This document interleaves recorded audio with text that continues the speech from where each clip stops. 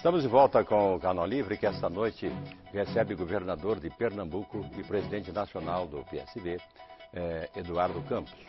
Bom, Pernambuco tem hoje uma economia em plena ebulição. É, aliás, o estado que mais cresce no país. Mas todo esse crescimento traz também novos desafios, até porque uma vez o Roberto Campos deixou escrito que a economia só resolve um problema antigo criando dois problemas novos. Vamos lá, então. Com a população de quase 8 milhões, Pernambuco é hoje o estado que mais cresce no Nordeste. Por aqui, a taxa de desenvolvimento econômico é superior à média brasileira. Em 2010, o PIB avançou 9,3% contra 8,4% do nacional.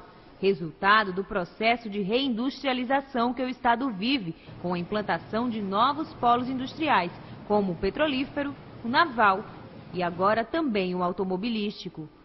Investimentos que têm ajudado a diminuir o índice de desemprego. Em junho, a taxa de desocupação na região metropolitana foi de 6,1%, a mais baixa para o mês desde 2002.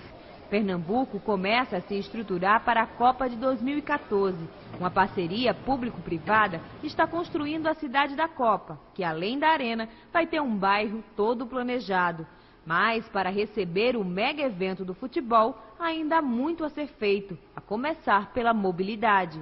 Esta é uma das principais avenidas do Recife. Por aqui, todos os dias, passam cerca de 100 mil veículos. Um fluxo intenso que, nos horários de pico, obriga o motorista a se manter a uma velocidade média de apenas 5 km por hora. Com uma frota nova de quase 60 mil carros por ano, os engarrafamentos se espalham pela região metropolitana. Apesar do desenvolvimento econômico, outro antigo problema ainda preocupa o pernambucano, a violência urbana. Mesmo com o número de homicídios caindo no estado, ele ainda é alto. Somente este ano, mais de 2.236 pessoas foram mortas no estado. Bom, governador, fala-se agora em todo o país da desindustrialização do país, mas com uma ressalva, estaria havendo, na contramão, uma pernambucanização da indústria brasileira. É isso mesmo? Na verdade, nós estamos vivendo uma reindustrialização em Pernambuco, preocupado com o que pode acontecer com a indústria brasileira e medidas estão sendo tomadas aí pelo governo federal. Mas o que é que ocorre no norte? O que era uma ameaça e no nordeste? O que era uma ameaça virou uma oportunidade.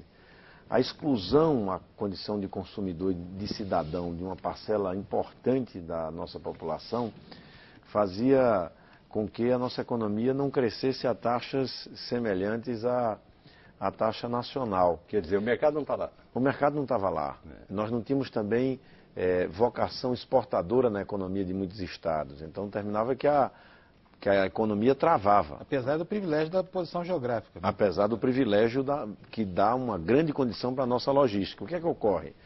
Na medida em que o Brasil retoma um crescimento e a gente vê esse crescimento também se dar com a participação da demanda interna, do mercado consumidor local, com geração de emprego, com a ascensão da renda do brasileiro e da brasileira, isso impulsiona fortemente a economia do Nordeste como um todo. E Pernambuco, mais do que a demanda, vem também os investimentos em infraestrutura, a infraestrutura da logística para fazer a distribuição no Nordeste. E aí vem ferrovia, transposição, porto de Suape com grande investimento, investimentos públicos como o da Petrobras, numa refinaria, numa planta petroquímica, e tudo isso é acrescido de investimentos de um Estado que fez o dever de casa, que saltou de 5% do que arrecadava para investir e está investindo hoje 18% do que arrecada. A Fiat essa semana anunciou... Isso vai para o Guinness. Vai para o Guinness, é o maior número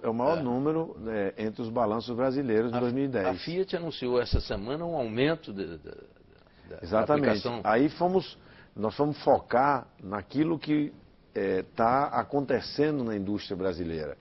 Por exemplo, petróleo, gás e offshore. A gente sabe que com pré-sal, com o aumento da produção, vai muito. Então, nós fomos lá, nós vamos buscar estaleiros de navio, já tem um funcionando, o outro começa daqui a 15 dias a sua construção, tem mais 2 que devemos ter. Aí vamos ter, a partir daí, a petroquímica, que se liga com a retomada da indústria têxtil, que apoia a nossa indústria de confecção, ou seja, adensar essas cadeias produtivas. Aí vem automóvel. O brasileiro comprando mais carro, as montadoras têm que ampliar ou fazer novas fábricas. Aí acertamos com a Fiat a construção de uma planta que agora vai ser aumentada. Ela anunciou o investimento de 3, pulou para 4, geração de emprego que seria de 2.500, passamos para 4.500 geração direta, atraindo os sistemistas.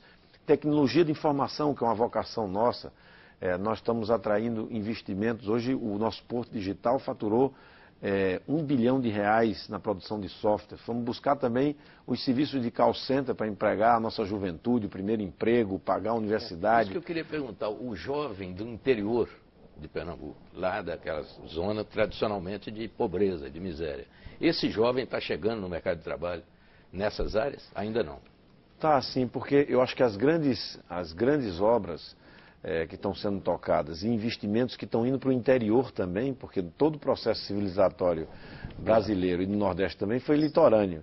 Agora nós estamos tendo uma interiorização. Uma interiorização monitorada, né? Monitorada, induzida também. Hoje nós damos mais redução tributária para quem vai para o interior, já temos universidades, nós temos um programa de ensino na escola de nível médio, de ensino integral, que levamos para o interior. Essas escolas de ensino integral é uma mudança na vida da juventude. A juventude, um jovem passar o dia inteiro na escola, ter 3 refeições, ter acesso a laboratórios não só de informática, mas de física, de química, de matemática.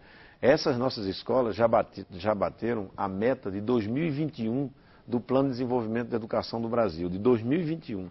Ou seja, nós queremos chegar em 2013, quando tem IDEB, entre as 3 maiores notas na escola pública do Brasil. Então, tudo isso vai preparando nossos recursos humanos para ocupar essas vagas. Tanto é que o desemprego caiu. E atraiu os investimentos. E atraiu os investimentos. Governador, quais são as metas que o senhor ainda não atingiu? Quer dizer, os maiores desafios e as maiores dificuldades que o senhor tem? Nós temos uma grande dificuldade nessa área de segurança pública. Nós tínhamos números muito duros. Fizemos um programa chamado Pacto pela Vida, reduzimos só na cidade do Recife 40% o nível de homicídio, mas temos que reduzir mais e mais. E duro jogo. Os bandidos nos presídios ainda comandam o crime. Um duro jogo dando melhores condições. Agora vou inaugurar agora em dezembro um presídio no regime de parceria público-privada, que vai dar condição de governança do Estado às cadeias públicas como deve ser, separando por tipo penal, por idade, uma forma... Aquele presídio lá, Ramon Gomes, não era isso?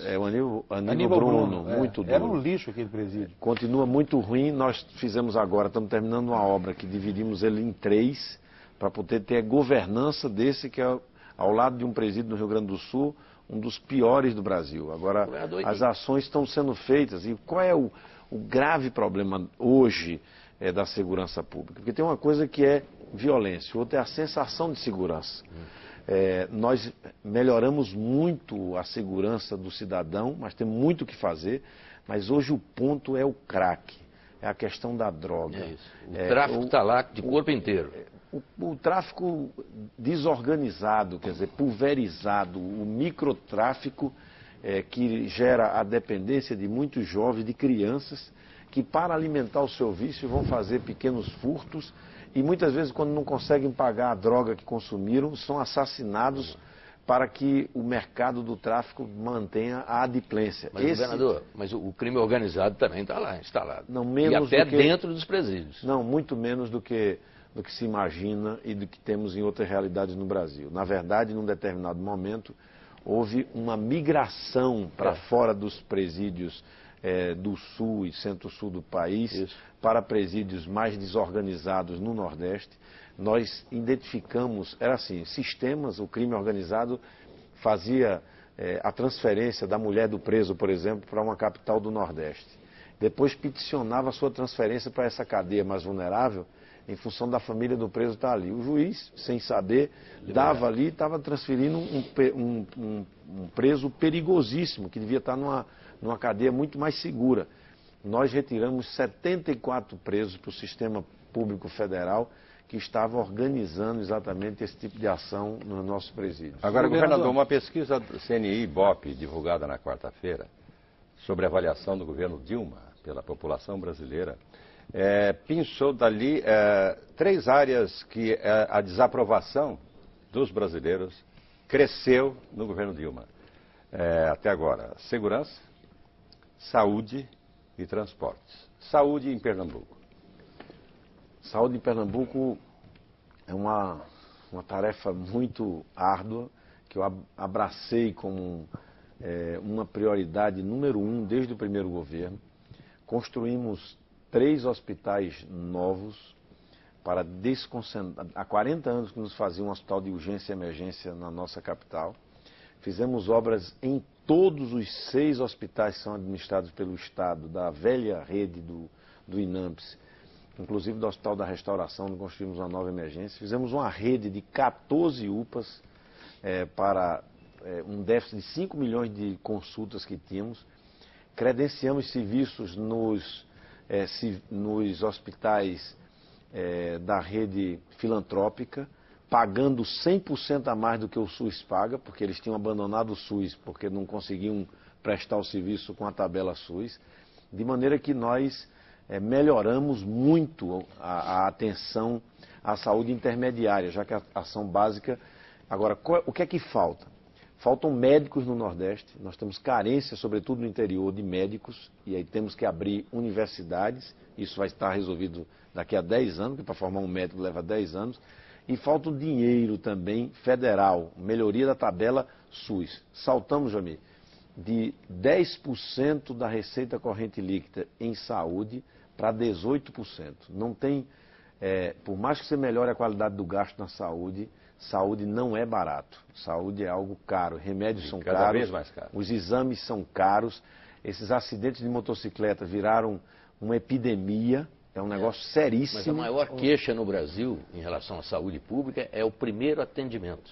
É o momento em que o doente, o paciente chega no hospital. Aí é que o problema é grave. Grave. E nós montamos uma rede não só de SAMU, mas com um bombeiro, porque a forma de atender, você salva a vida e termina custando menos o atendimento. Não só do ponto de vista de salvar uma vida, mas também do ponto de vista do tratamento. Governador, eu morei em Recife em 1990.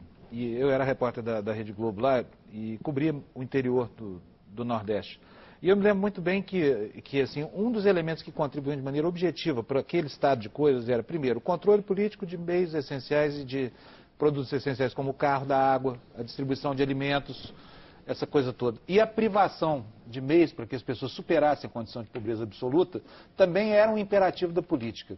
Né? Hoje a gente pega as estatísticas e a gente vê um estado robusto, uma economia robusta, um PIB per capita que é o 10º do país, essa coisa toda. Mas existe ainda um legado muito ruim desse tempo. O analfabetismo, que ainda é o penúltimo ou antepenúltimo do país, mortalidade infantil, que também acho que Pernambuco é o 25º estado ainda, não é isso? Não. Já melhorou esses indicadores? Então quer dizer que já pouquinho. Começa a haver uma resposta nas estatísticas para essa mudança. O que foi que mudou? Existe o caminhão-pipa ainda? Na verdade, nós temos uma realidade muito desigual no Nordeste, né? O Brasil é desigual? Mas o Nordeste também é muito desigual. Se você olhar para dentro de um estado nordestino, você vai ver uma grande concentração espacial de riqueza e uma concentração também entre as pessoas. Nós estamos marcados pela Casa Grande e a senzala da atividade canavieira, essas marcas de uma escravidão que estiveram lá presentes na nossa cena, estão lá. Não se resolve isso com discurso ou com decreto. É um processo histórico, investimento em educação, a geração de alternativa. E uma das formas mais cruéis de dominação do nordestino era, no semiárido, ter o controle da água. Você tem 22 milhões de pessoas morando numa região desértica. Quem tinha o controle da água tinha o controle da vida. 22 milhões hoje? 22 milhões de brasileiros no semiárido. Então, as obras de abastecimento d'água que estamos fazendo, nós libertamos a região metropolitana do Recife. Eu levei um jornalista de uma prestigiada revista brasileira para ver no Recife, no alto do Recife, um cidadão vendendo lata d'água Há muitas mães que iam buscar a lata d'água em 2007. Nós fizemos a maior obra de recursos hídricos do Nordeste brasileiro, que foi a barragem de Pirapama, o sistema adutor de Pirapama, que já inaugurei a primeira, a segunda e vou inaugurar a terceira fase agora com a presidenta Dilma, para pôr fim ao racionamento da região metropolitana. E no interior, estamos fazendo 67 cidades de abastecimento d'água, universalizado, e a obra fundamental da transposição do Rio São Francisco, que vai permitir a gente legar água a 67 cidades. Mas a partir de quando a transposição das áreas? Transposição a partir de 14 tem água. Já tem? Tem. Uma primeira fase, né? Vai ter água, eu estou falando água para colocar à disposição dessas 67 cidades do agreste pernambucano. Sim. Muito bem, o Canal Livre vai fazer mais uma parada. A gente volta daqui a pouco com o governador de Pernambuco, Eduardo Campos. Até já.